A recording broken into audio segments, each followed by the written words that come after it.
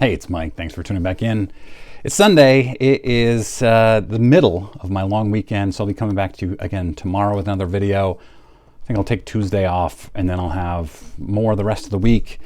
Today's video idea comes to you from Brandon, subscriber, viewer.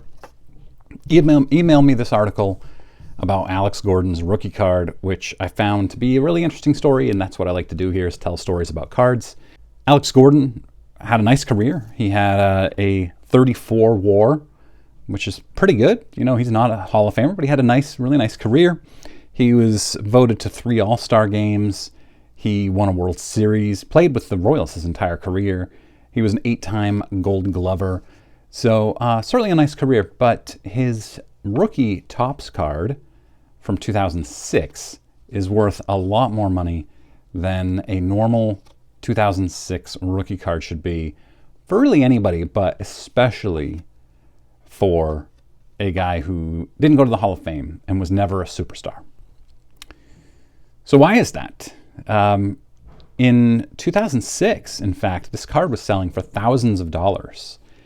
The reason is that at that time, I think it was in 2005, the Major League Baseball Players Association decided that they had to limit, or they were going to limit or restrict card manufacturers to only using the rookie card label on players who were on the 25-man roster or had played at least one game in the prior year.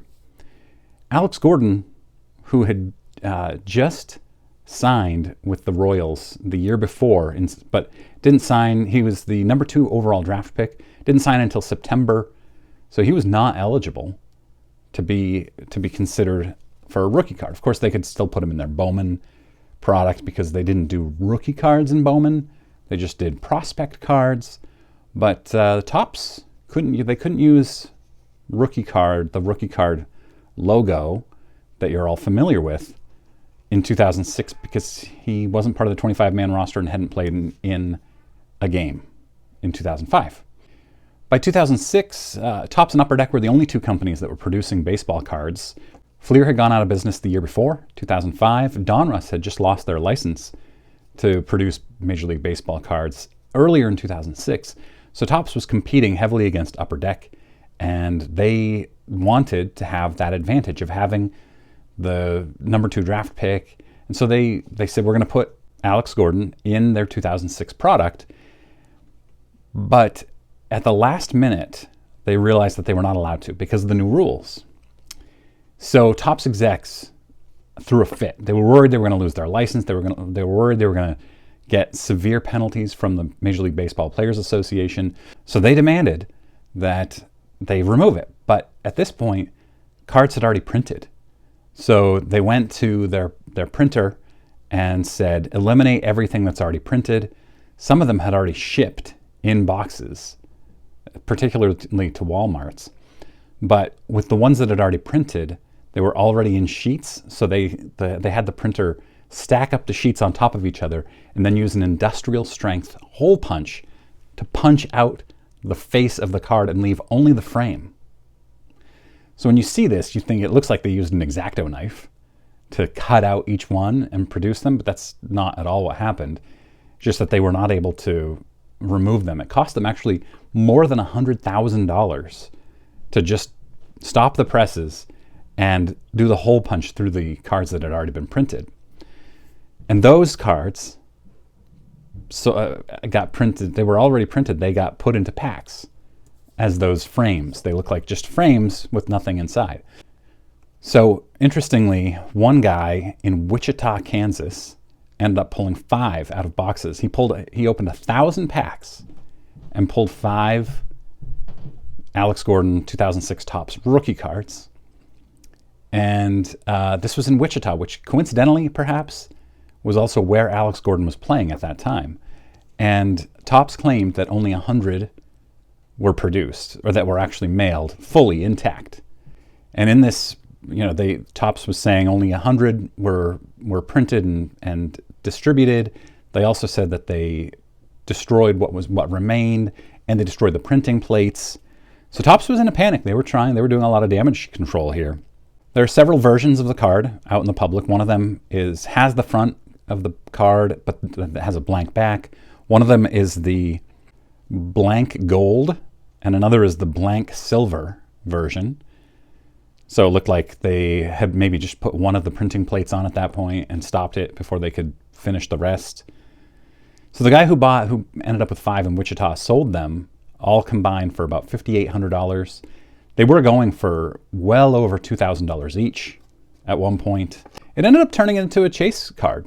Back then, there weren't a lot of chase cards in 2006, but because of this mess up, which some conspiracy theorists felt Topps did on purpose, but Topps executives even today say it was a colossal mess up on their part, and it accidentally benefited them, even though they had to pay over $100,000 to fix it. So many cards were sold that year because everybody wanted to see if they could find one. So this is the card Topps didn't want you to have.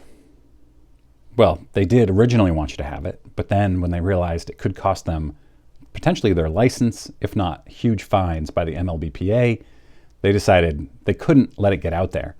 But as we know, a bunch of them did get out there. So what's the population? It is a lot more than 100, because just in the PSA pop report, there are 211 that have been graded by PSA or authenticated by PSA. 34 of those are 10. So there are only 34 PSA 10s of Alex Gordon rookie card. There are, by the way, for you autograph lovers, 2 autographs authenticated by PSA DNA. So what's this card going to run you now? If you go on eBay, recent sales were an SGC 9 with the old label sold for $405. So that's that's a lot for Alex Gordon. A raw frame card, one that's missing the entire face of the card, sold for $203. The blank gold version, BGS 9, sold for $250. The cutout BGS 9 sold for $182. The full version, BGS 8.5, sold for $705. These are the recent sales I was able to find. So you got to think PSA 10 is well into the $1,000, thousands of dollars.